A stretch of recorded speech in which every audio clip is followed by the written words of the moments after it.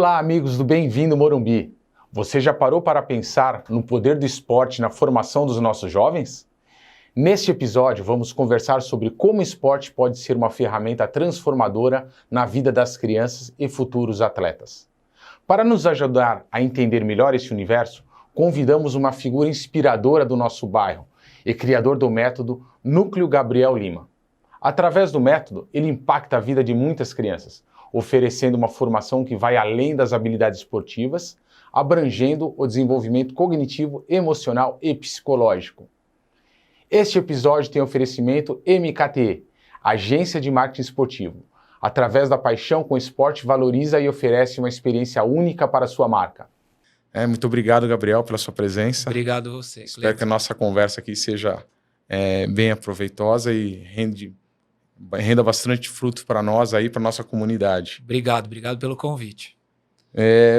Gabriel, para começar, eu acho que não poderia ser diferente, explorar um pouco do seu histórico, o quanto você representou para o futebol e o quanto você representa para as crianças como uma referência.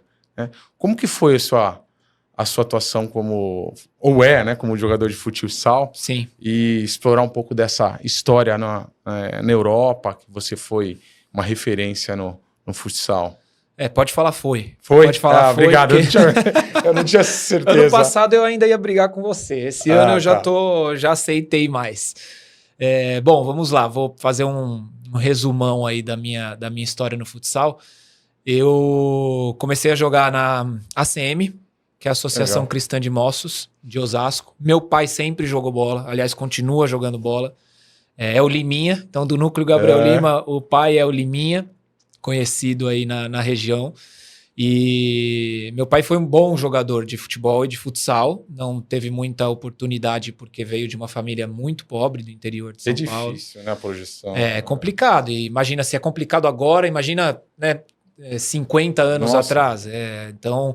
ele teve que optar por estudar, né? Já na dificuldade que tinha na família dele, ele optou por estudar e se formou e conseguiu uma carreira na área de administração, de gestão de empresas, mas é amante do futebol e do futsal, então eu acompanhei desde do Moisés, né? Na época, tá na veia, né? Minha mãe me conta que eu ia no Moisés acompanhar os jogos, principalmente de futsal, então acho que a história parte daí. Parte dessa paixão do meu pai. Aí eu começo... Liminha. E aí Um abraço, Liminha. Obrigado pela sua contribuição ao nosso Morumbi. É isso.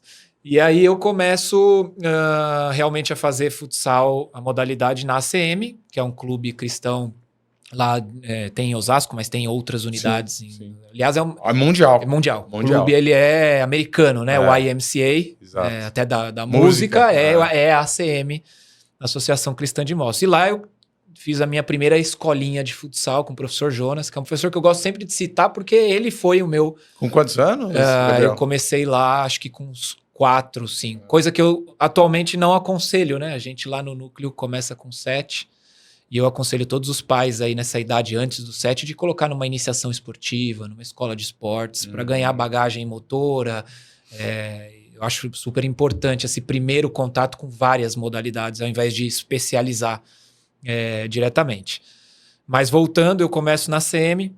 Aos 10 anos eu federo a primeira vez pelo GRB, o Grêmio Recreativo Barueriense, já lá em Barueri, e jogo meus primeiros campeonatos paulistas, sem saber muito o que eu estava fazendo, assim, o tamanho de um campeonato paulista, e a gente tem muito sucesso esportivo, né? Sucesso esportivo chegando em finais, em quadrangular finais, contra equipes muito mais fortes, Portuguesa, Corinthians, GM na época, que era a equipe lá da montadora, em São Caetano. E aí o Corinthians me vê jogando e me chama para jogar com eles. Então eu faço um ano no infantil, e aí lá a gente... Isso você morando em Osasco. Em Osasco e se deslocando até o Parque São Jorge. Cara. Assim, 2 vezes por semana. E o Sr. Lima lá? O Sr. Lima... E na época eu fui junto com outro menino que também começou comigo na CM. Os 2 de Barueri fomos pro Corinthians. Então foi a sorte, assim, dos meus pais, porque uma vez ia o meu pai, outra vez ia o pai dele. O pai do Fabinho. Cara. Mas, cara, mesmo assim, eu lembro de sair da escola e ir, e era o horário de pico. O treino era 7 horas, 7h30 da noite. Então, pegava a marginal de cabo a rabo, era umas 2h30 fácil, parado no trânsito. Então, assim, eu agradeço muito meu pai, mas eu não faria igual com meu filho, cara. Não faria igual, assim... Posso estar errado eu, mas meu pai fez um sacrifício gigantesco. São Paulo consome, né? É difícil, né? E ele trabalhava o dia inteiro também. Imagina pra ele. Chegar, pegava, eu não faria. Meu filho, pra andar ali na Giovanni já é um sacrifício. A Giovanni já nos enche a paciência, né? Imagina a Marginal Tietê do começo ao fim. Nossa. Que é do começo ao fim, né? O Corinthians é praticamente no final. Né? Então, mas foi um ano que pra mim foi muito importante, porque acho que eu alcanço ali dentro da formação no futsal o auge, assim. A gente é campeão paulista, campeão da Taça São Paulo. Olha só. Eu joguei com o Jô, né, atacante da seleção brasileira. Joguei com o William. São contemporâneos. O William é 88, o Jô é 87, dentre outros jogadores um pouco menos famosos para o público brasileiro que acabaram. Mas é porque era um time muito forte, né? O Corinthians sempre foi no futsal uma referência. E eu fico um ano lá só. Mas para mim foi muito importante porque eu senti que eu tinha potencial para estar entre os melhores. E nisso também intercalando o futebol de campo, mas eu sempre fui um menino que me sentiu muito mais à vontade dentro do futsal, né? Entendia muito mais o jogo, acho que o meu físico também era mais propício para a modalidade. E fui tentando o campo e tudo mais, tive boas oportunidades, passei no teste todo do São Paulo, é uma história super legal. Mas acabei não indo por optar continuar no colégio onde eu estudava. Minha mãe sempre foi coordenadora escolar. Então a escola em casa sempre teve prioridade, acima de tudo. Então eu tinha uns 13 anos quando eu passei no São Paulo, no teste completo, né? Eu fazia teste aqui no Rebouças, quando era um campo de terrão, com o Arlindo, com o João. E aí fui para a represa de Guarapiranga, onde o São Paulo treinava porque não existia Cotia. Fiz toda a bateria de testes e passei, mas não me apresentei porque a gente tinha que largar a escola. Tem que se abdicar da escola. Praticamente. A essa idade, e a gente em casa achou que não era a escolha correta. Se tá certo ou não tá, a gente nunca vai saber. É impossível. Mas eu me formei, terminei o colegial, fiz comecei várias faculdades, estou cursando. Ainda não terminei nenhuma faculdade, que é muito curioso, mas já comecei várias ao longo da minha carreira. E aí depois jogo na ABB, jogo em Osasco, e aí vem a chamada para eu, aos 16 anos, ir para a Itália jogar futsal. E jogar no Sub-18, no Sub-21 e no principal. Mas eles tinham um olheiro aqui no Brasil? Então, na verdade, em Osasco, eu jogava por uma escola de futsal que chamava Floresta. É um clube que tem bem tradicional no centro de Osasco. E lá tinha um rapaz que chamava Lino, que era técnico e jogava futsal profissional. Então ele era o cabeça dessa escola de futsal do Floresta. Depois ele fez uma escolinha dele, a escola Lino Osasco. Eu sempre estive com ele na formação, que aliás para mim é o melhor formador de todos que eu vi trabalhar. Fazia milagre, assim, milagres técnicos incríveis com meninos que você olhava e falava, não, esse não vai poder jogar. E assim, com muito trabalho... Floresta.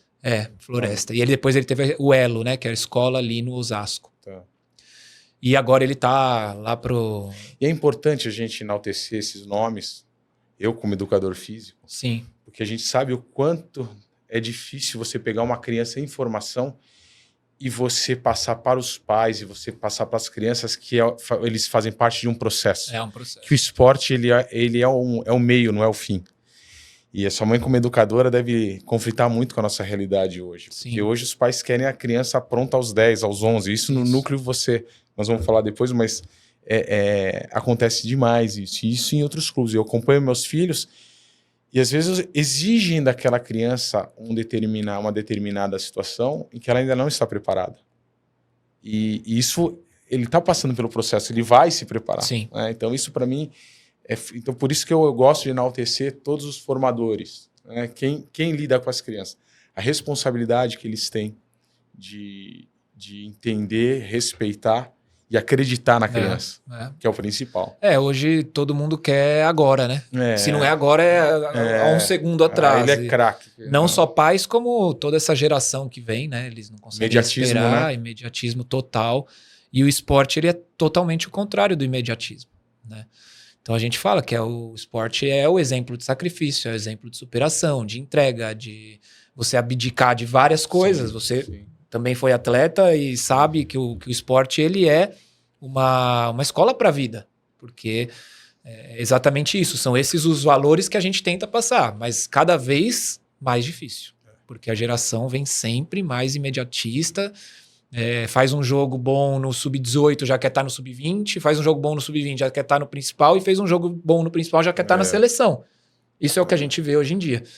Então é muito complicado. E a gente tem que enaltecer sim, e eu agradecer pessoalmente por todas essas pessoas que passaram nessa minha história. E meus pais também, porque sempre tiveram a cabeça no lugar, né? Porque seus pais, sua mãe, tava formando um cidadão, né?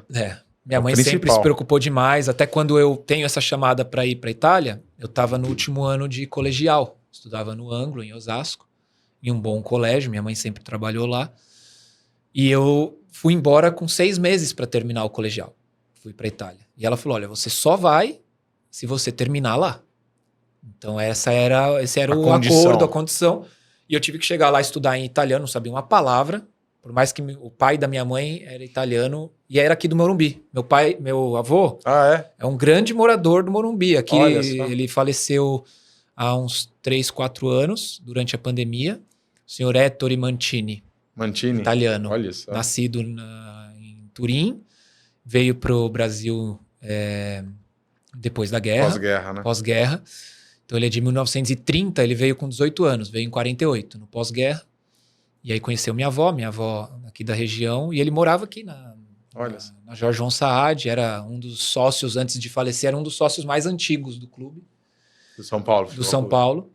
E eu acabo fazendo o caminho contrário, porque eu vou morar perto da região que ele nasceu aos 16/17 anos. Caramba. Só que, óbvio, numa condição de vida totalmente diferente, né? Ele veio no pós-guerra, né? E eu fui para jogar, para ser atleta.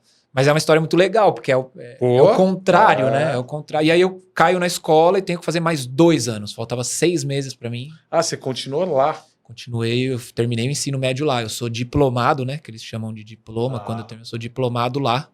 Em uma região que é italiano-francesa ainda. Então cara, foi uma cidade, sala... Gabriel? A Aosta, o Vale da Aosta. Alpes suíços, entre França, Suíça e Itália. Muito frio, muita neve. Então, para mim, não foi fácil. A gente estava em vários meninos de São Paulo da mesma idade, que, aliás, hoje é uma família, assim, a gente se encontra sempre. Legal. Comunidade. Mas foi o grande trunfo nosso de estar todo mundo junto sofrendo, porque se estivesse sozinho sofrendo... Mas o que levou a Itália a vir buscar esse grupo? Então, o Lino, na verdade, acho que foi Não, minto. Eles fizeram um teste aqui. Veio o presidente junto com um brasileiro que lá jogava e vieram fazer um teste procurando meninos que tivessem cidadania. Eu não participei desse teste, eu já fui direto pelo Lino. Ele falou, olha, tem um menino aqui que tem cidadania italiana, já tem uma formação muito boa no futsal, uma condição técnica, tática acima da média, então eu vou. Ele foi chamado para ser atleta e logo depois fazer a transição para treinador. E ele falou, quero levar o Gabriel junto comigo. E aí esses outros meninos tinham feito, acho que um ano anterior, tinha feito uma seleção mesmo, e tinham passado. Então fomos todos. E lá vocês começaram a disputar a Liga Nacional? Aí disputamos a Liga, a gente tinha idade para jogar Sub-18. No primeiro ano nós fomos vice-campeão italianos. Sub-21, nós fomos campeões Sub-21 italianos. E jogamos a categoria principal. A gente estava na 3ª divisão, mas tudo aquela molecada já jogou no principal. A gente jogava essas 3 categorias e já subimos o time de divisão. No ano seguinte nós jogamos a 2ª divisão e já colocamos o time no playoff. E aí eu já fui convocado para a seleção italiana sub-21 no primeiro ano. Aí minha carreira ela abriu total lá. Eu fiz 5 anos na seleção sub-21. Depois automaticamente pulei com a idade já para principal. Fiz 10 anos de seleção principal, 6 anos de capitão. E aí foi embora. Parabéns, foi cara. Foi uma carreira de grande sucesso e de grande honra, né? Acabei fazendo uma carreira na terra do meu avô, Para mim tinha até um sentido especial. Sim, né? sim. Me aproximei da família dele, a minha família que eu não conhecia. Então, eles moram ainda em Turim, primo dele, o tio dele.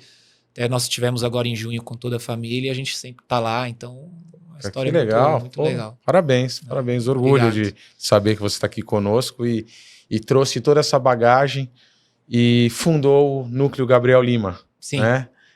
Como é que foi essa transição?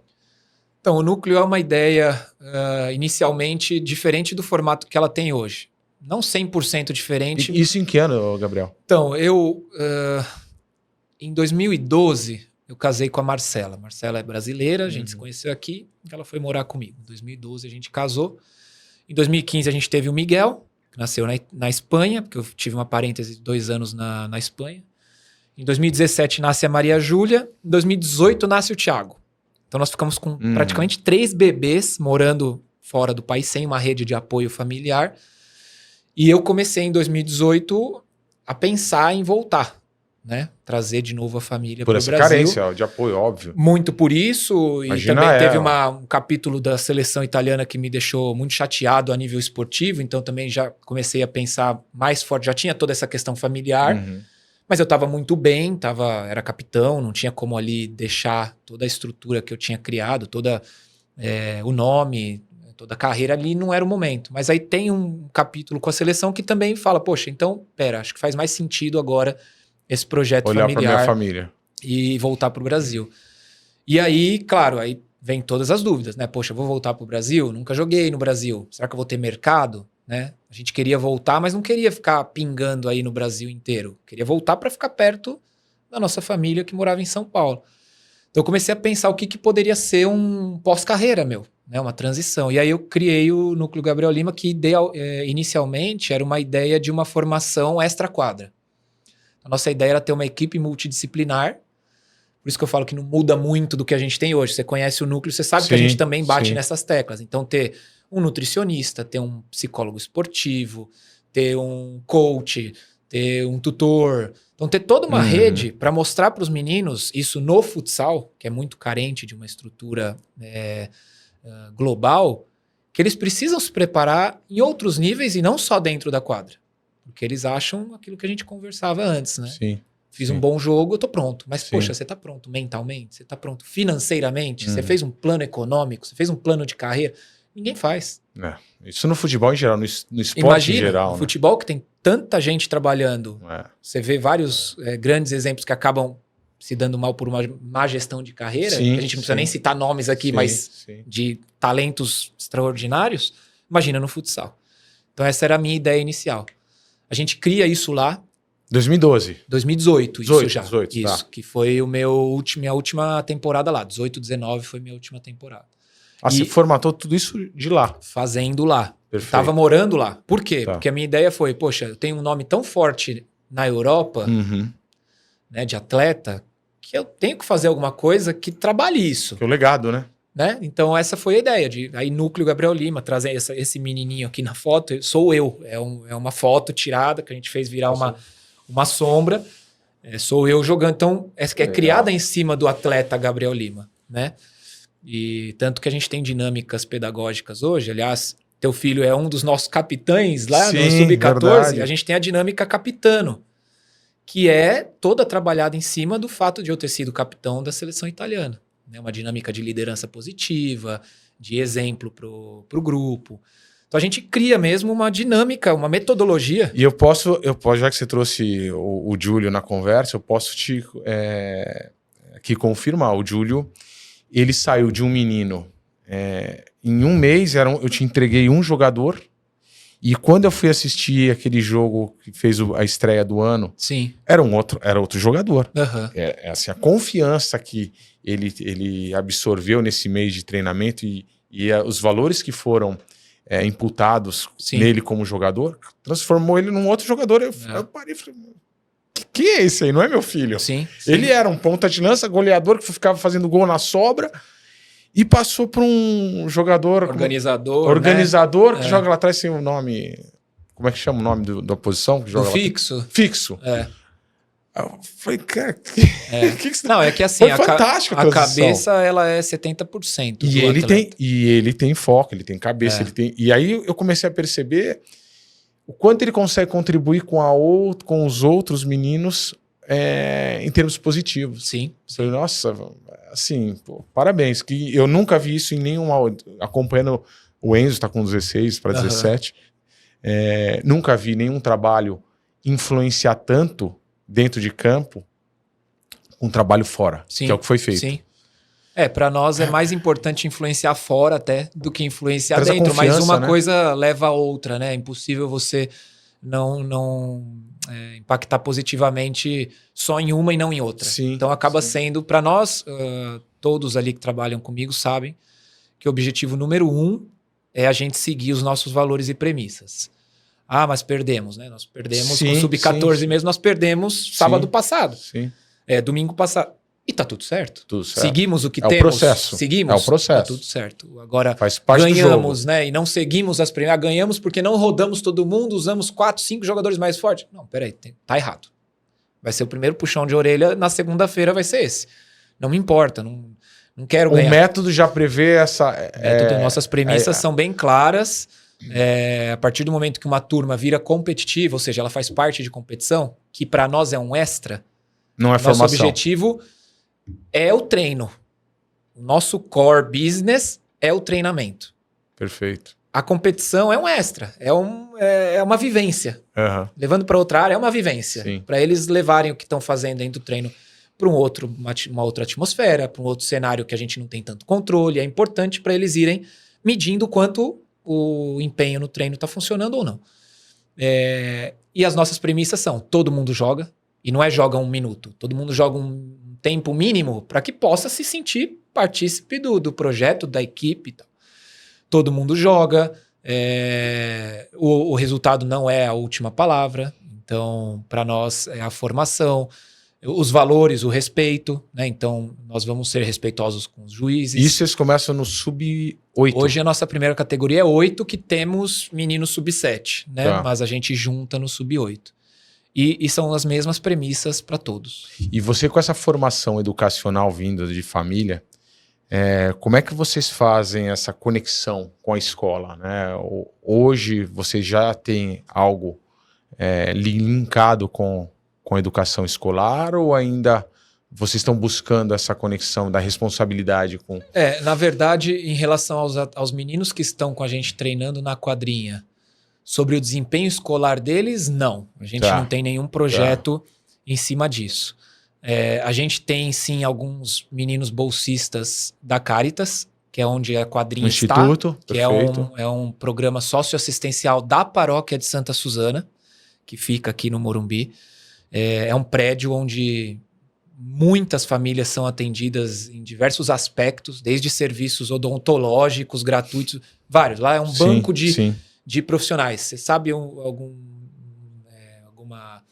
profissão? Você pode colocar lá 1 hora tua da semana à disposição para atender essas famílias. A comunidade. O que a gente pode colocar, sendo que a gente está lá dentro? A gente coloca o nosso serviço. Então, nós temos hoje, acho que uns 15, 16 bolsistas, meninos das comunidades Jardim Colombo, Paraisópolis, que são bolsistas integrais, fazem os nossos treinamentos e alguns deles estão em competição. Sim. E estão desempenhando de modo legal também na competição. Sim. Então, eles estão vivendo um sonho, que para nós, sinceramente, Cleiton, é pouco, mas para eles é muito. Então é uma porta que talvez ninguém nunca abriu para eles. Nós vimos a transformação do menino que joga com o Júlio. Eu vi ele treinando o primeiro dia e depois eu vi ele jogando esse domingo. Ele jogando, teve uma participação bem significativa domingo, Wesley. Sim, o Wesley fez, para mim, foi o primeiro jogo, foi o melhor jogador. O primeiro jogo foi fantástico, foi ótimo. Então assim, já é resultado dessa oportunidade e dessa formação.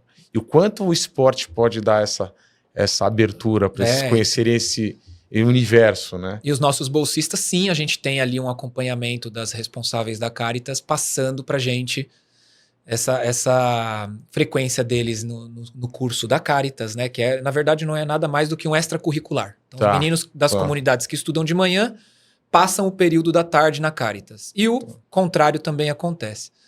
Agora, a metodologia, sim, ela é muito linkada ao mundo pedagógico escolar, porque a gente inicia em condomínios lá em 2019 e a gente passa logo para colégios.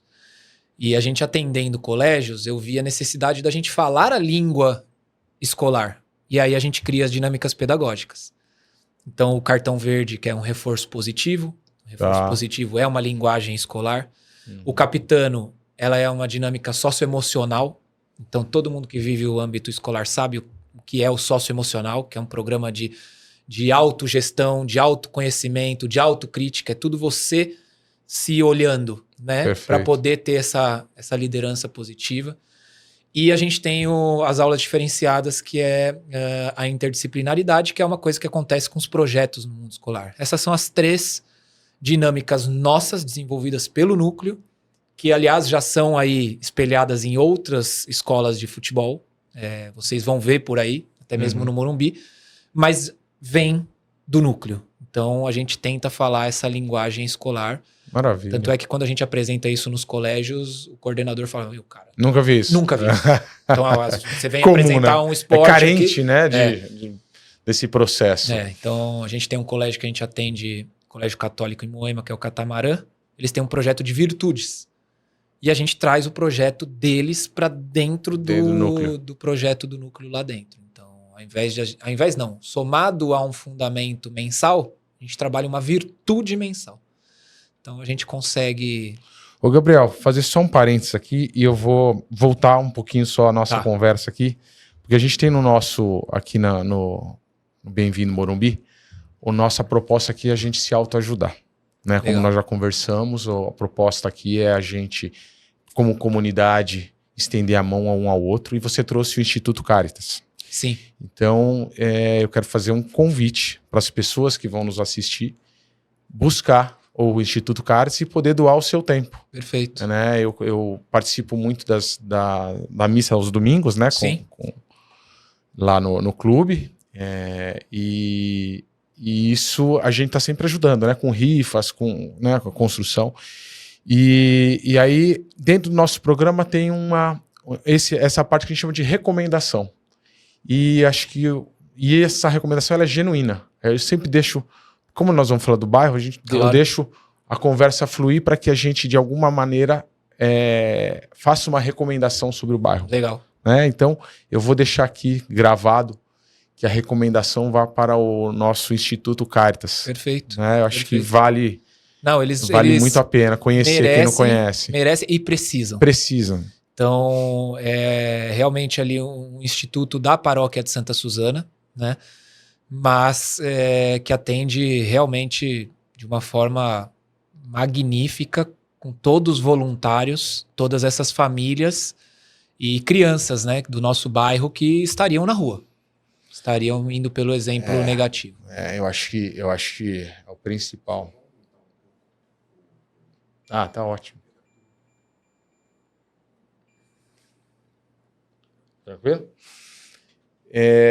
Gabriel, como jogador, né? Vou voltar um pouquinho aí no passado, na linha do tempo. A gente fala muito, né? A gente ouve muito nos podcasts de jogador de futebol que você frequenta aí e tal. Uma história, qual é o seu legado não, mas qual é uma história que você vivencia com carinho, né? Que você teve num histórico como jogador? Conta pra gente uma... Então, eu acho que eu continuo vivenciando, é uma coisa que me deixa sempre muito feliz. Eu saí da Itália, voltei para o Brasil em 2019. Então, lá se vão quase 6 anos. E vira e mexe eu recebo mensagens, normalmente através do Instagram, de pessoas italianas que às vezes eu nem conheço, que tem, por exemplo, a história de uma mulher que adorava futsal e colocou o nome de Gabriel por minha causa. Então, assim, sempre... Parece normal, né? Quando tem pessoa famosa, tem muita gente... Mas, poxa, pra mim, que fui um jogador de futsal, que não tem uma mídia gigantesca, poxa, saber que eu cheguei a tocar essa pessoa, né? Através do esporte, a ponto dela me homenagear com ter o nome do filho e me mandar uma mensagem depois dizendo, olha... coloquei... Que legal. E assim, vários meninos que eu conheci, talvez nem lembro quem seja, pedi um autógrafo na época de seleção, me manda a foto de eu dando o autógrafo e falando, cara, hoje eu jogo com a 3 Que orgulho. por causa tua. São vários, assim, não são poucos. Então, eu acho que esse é um legado, né? De ter mostrado a paixão. Talvez alguns conheceram futsal através de um jogo que assistiram da seleção nessa época, que a nossa seleção teve resultados muito expressivos. A gente foi campeão europeu, bronze em mundial, bronze em outro europeu. Então, foi um período assim que a Itália seguiu muito, acompanhou muito o futsal. E com certeza eu não tenho noção de como chegava meu nome, né? E o quanto foi importante para alguns meninos que estavam ali sonhando e hoje puderam chegar. Parabéns. Então, acho que são... E você chegou a enfrentar a seleção brasileira? Enfrentei uma vez. O resultado não me pergunta. Não, a gente jogou Mas com Falcão e companhia? Então, a gente jogou um Grand Prix aqui em Anápolis. A gente veio da Itália para jogar. E foi muito legal porque, assim, foi uma das poucas vezes que minha família conseguiu me assistir jogando ao vivo. Né? Meus pais, sim, iam mais. Minha irmã, meus sogros acabavam vendo, né? Porque iam visitar. Mas o resto da família, não. Então, a gente minha família foi para Nápoles e a gente jogou um Grand Prix e as quartas de final foram contra o Brasil. E o ginásio lotado, jogo de Sport TV, foi 6-1 pro Brasil. Mas eu fiz o gol, eu só conto que eu fiz o gol. Mas tava a tropa toda? Tava. A família tava em peso lá, mas eram os únicos torcedores da Itália também. E de jogador brasileiro, quem te impressionou mais? Então, acho que eu fui contemporâneo do Falcão, né? O Falcão é um pouco mais velho que eu, tanto é que parou um pouco antes de mim. Esse jogo ele estava machucado, ele estava convocado, mas esse jogo ele não jogou e foi 6-1, graças a Deus ele não jogou. Acho que ele é para nós, a minha geração, referência, não tem como, né? Não tem como. Ao longo da minha carreira eu joguei contra outros jogadores dessa seleção brasileira que culminou com o Campeonato Mundial de 2012, que eu fui bronze e eles foram ouro, eu estava lá, eu joguei o terceiro e quarto antes e assisti o jogo lá na Tailândia ao vivo. Para mim foi assim um momento muito importante na minha carreira. A gente subiu ao pódio junto com Espanha e Brasil. Então acho que talvez o ponto máximo junto com o campeonato europeu que a gente ganhou. Mas acho que o Falcão sempre de longe para todos nós referência. Que bom. Gabriel, assim, o mote desse podcast aqui é a contribuição, né? Então, eu queria ouvir de você. O que você e a sua equipe, que é maravilhosa, o Iago, os meninos todos, que eu tenho ganhado essa experiência lá com vocês, através do meu filho, o que vocês acreditam que vocês contribuem para a comunidade, para o Morumbi? Qual que é a visão de vocês? Bom, nós somos agentes do esporte. E como eu comentei com você antes, o esporte ele é formação para a vida, né? Então, parece até utopia, mas a gente confia, aliás, a gente tem certeza que o esporte ele muda vidas. Concordo. Então, a gente não sabe como a gente está mudando a vida, em que momento, mas a gente está. A gente está. Talvez dentre esses todos, em 10 anos que a gente for fazer o núcleo, possa virar um atleta, mas, repito, não é esse... É o propósito, né? Mas criar pessoas com valores, que os valores foram passados através do esporte. E também criar essa cultura esportiva, porque mesmo que você não crie um atleta profissional, talvez você crie um empresário que ame o esporte e que depois vai investir com o dinheiro da empresa dele em formação de novos jovens. Então é uma roda viva. É um círculo virtuoso. Um círculo, e a gente, através do esporte, acredita que pode fazer isso. E acima de tudo, assim, criar um espaço de formação esportiva e de vida saudável.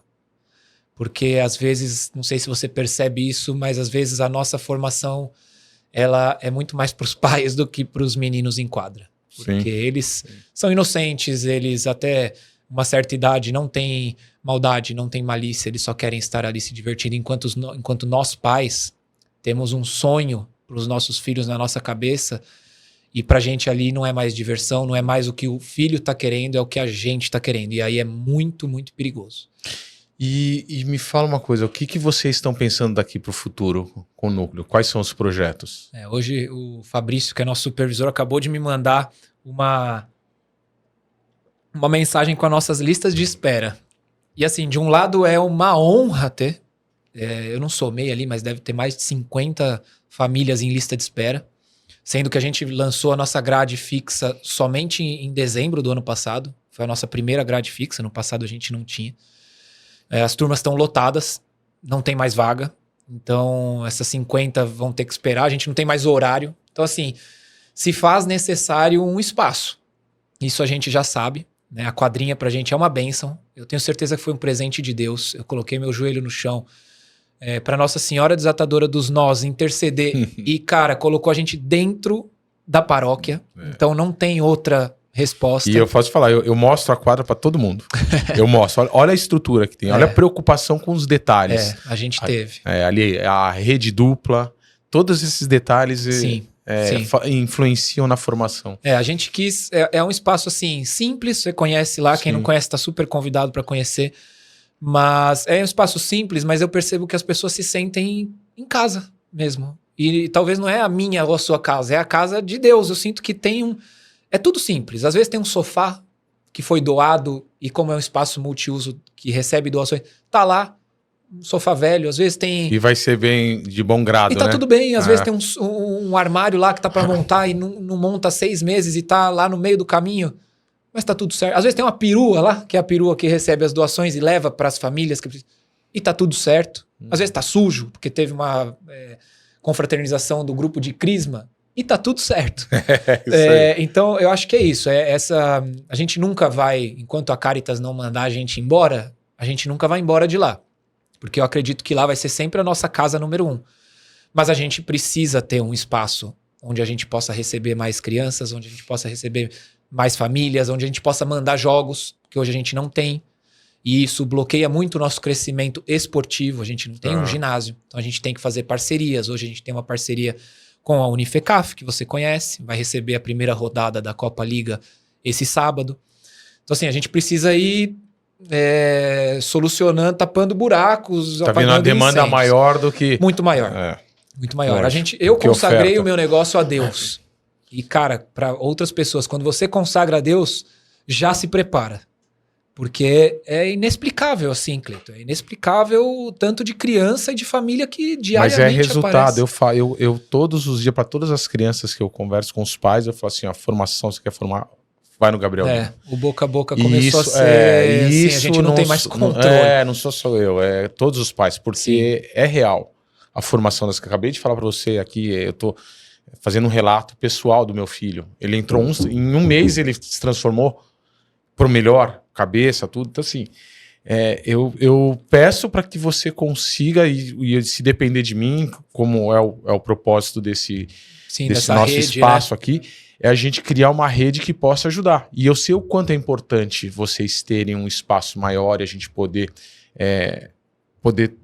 tracionar o projeto para alcançar mais famílias, que a formação das crianças depende muito de quem está conduzindo. Claro. E o método de vocês, o núcleo, ele está estruturado e está preparado para isso. Claro. E a gente tem que dar os parabéns a quem merece também. Você comentou do Iago.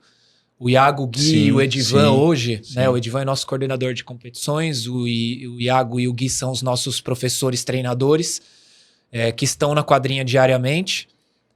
Eu sou o cara que está por trás de tudo, mas nós temos um coordenador técnico que trabalha remoto, né, que analisa todos os planos de treino. Então, qualquer plano de treino que vai lá já foi analisado, já foi revisado, já foi discutido. Nós temos o Fabrício, que está um pouquinho mais longe da quadrinha esse ano, mas é o nosso supervisor. Então, assim, existe uma equipe que merece os parabéns. Porque eu falo para eles, eu posso ter o nome que eu quiser lá, Gabriel Lima jogou, não sei o quê. Se o menino vier e o treino for ruim, e quem dá o treino são vocês, ele não vai voltar. E assim, ninguém sai. Lista de espera só aumenta. Verdade. Então o trabalho que eles estão fazendo no dia a dia, porque as turmas são deles. Eles estão ali colocando a cara, eles estão dando a indicação, eles estão tratando o menino que está em dificuldade. Então precisa dar os parabéns para eles. Parabéns. Né? Gabriel, eu gostaria de ficar aqui a tarde inteira. Cara, excelente conversa, tudo. A gente está caminhando para o fim da nossa gravação. Né? Você falou aí de tirar a Caritas, Então eu vou falar da paróquia. Tá tudo bom, ligado. tá Não, ligado. mas assim, Aí eu o Padre falei pra Manuel você, vai precisar vir aqui, Padre Manuel hein? precisa, Ó, Padre Manuel, esperamos convida. você. Aí, isso. Não, de verdade, assim, é uma comunidade que, cara, principalmente para quem não tem família perto. Como eu morei na Itália, eu sei o quanto é importante você encontrar uma comunidade. Eu casei lá. Você casou lá? Casei lá em 2008. 2009. Mas Era só a capelinha. só na capelinha. Só a capelinha. É, e hoje, André, e agora, casamos ano lá. que vem, vai ter uma matriz, né? Pra você ver como... Mudou, né? O bairro tá prosperando. Tá prosperando. E vai ser muito importante para todo mundo, em todos os sentidos, né? Você falou aí de cuidar do bairro, cuidar da população, principalmente a carente. É isso. O Padre Manuel sempre fala, né? Às vezes você ajuda achando que é só para você, mas o que pode ser uma matriz ali no nosso bairro, Sim. nossa, ajudar pessoas que a gente não sabe o quanto. Eu sou dali, né? Eu nasci naquela rua, no fundo da Caritas, onde hoje é o Paulistano. Sim. Paulistano, todo aquilo ali, a gente chamava de matão. Era mato. Era, O famoso na minha mato. época era E era mesmo, a gente nunca imaginou que ali ia prosperar um bairro, né? Então, assim, é justo a recomendação e o Momento Café vir pro... Eu acho que todo mundo que não encontra uma família no nosso bairro, na nossa região, vai vivenciar uma formação, né? Eu faço parte do Juventude 360 também, que é um grupo naquela idade entre a primeira comunhão e a crisma, dos 9 aos 14 anos, que as crianças ficam meio que perdidos. sem um sentido, perdidos ali na religião, né? Não sabem onde se encaixar. A gente criou, o pessoal criou e hoje eu faço parte junto com a Marcela. A gente tem encontros assim muito importantes, muito ricos de valores, né? De valores cristãos. E a gente católicos. trazia as crianças para isso, né? Os adolescentes. Muito. A gente tinha mais de 30 crianças jovens, né? Porque aí já estamos falando da transição. Na sexta-feira de 15 dias atrás. Olha só. Sexta-feira, daqui 2 dias, nós temos outro. A gente está bem como coordenação ali, então eu e a Marcela estamos muito focados nisso. Então, assim, mas tem de tudo, né? Tem o grupo de jovens, como tem o encontro de casais, que é uma coisa assim, que muda a vida da família. Sim. Então, assim, eu indicaria a paróquia. Tá recomendado, é legítimo. É isso. E vamos tentar trazer o Padre Manuel aqui. Vamos. Eu acho que ele vem com muito prazer. E eu acho que a gente precisa muito da força e da voz dele. Tá esse canal aqui pra gente poder abrir e trazer mais pessoas para a comunidade. Com certeza. Gabriel, obrigado, meu amigo. Obrigado. Parabéns pela história, parabéns pelo núcleo. Obrigado por todo o acolhimento que você tem lá pelas famílias, inclusive a minha. É uma extensão lá da minha família, do meu dia a dia. E espero que a gente possa desenvolver juntos esses projetos aí. Quero ver o núcleo Gabriel Lima expandir e a gente vir aqui uma segunda conversa. Boa. E poder mostrar tudo aquilo que aconteceu a partir daqui. Com certeza. Tá bom? Eu agradeço o convite mais uma vez, fico à disposição. O núcleo também é a casa de quem achar que o esporte pode ser uma ferramenta de divulgação, uma ferramenta que pode caminhar junto com sua marca, com a sua empresa. A gente está de portas abertas, a quadrinha já está funcionando nesse sentido com outros empreendedores, com outros ramos, mas que tenham no esporte aí enxerguem no esporte uma ferramenta forte de transformação. Excelente. Obrigado, pessoal, pela audiência e faço aqui uma chamada para que vocês nos sigam nos canais YouTube, Facebook, Instagram e acompanhem as nossas entrevistas que terão muitas a acrescentar aí para o nosso bairro, tá bom? Tchau, bem-vindo, Morumbi.